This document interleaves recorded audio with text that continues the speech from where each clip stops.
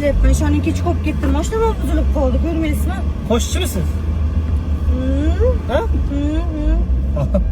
Men ham qo'shchi bo'lishga rosa qiziqardim, lekin o'qishlarga kira olmaganman-da.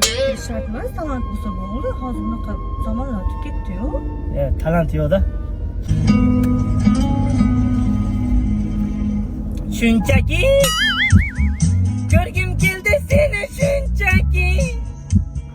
Garchi sevging yolg'on bo'lsa hamki, yana ko'rgim keldi shunchaki. Birga o'tgan ko'chalardan o'tib boryapman.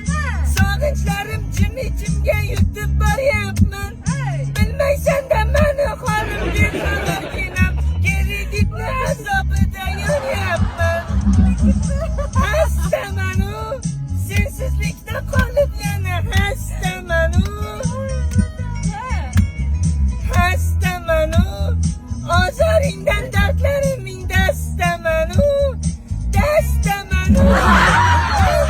Yo'qdimi? Zo'r aka. Toshga biringa kirib ketaymi to'yga aka? Doim to'ylarga kirsam, yana bitta sevinch, yana ikkita aytib bering, yana bitta aytib bering. Hozir yana 5 minut deyshadi. Ashuni sizni qo'yib qo'yamiz, o'z odamlarimizni o'zi tarqalib ketadi. Nima demadingiz? Xo'p bo'lmang. Zo'r talantingiz bor ekan, hammaga emas bunaqa qo'shiq aytish aka. Lav anar so'klari bor. Qaynatib quyiladi. Anorni tabiiy sharbati. Sozandalarga berasiz. Gazniki gazsiz, hop. Anaqa ko'pchilik tushib ketadi-da. Siz yana ayt deyapsiz. Endi siz bilan men aytishim deyarli bir ekan.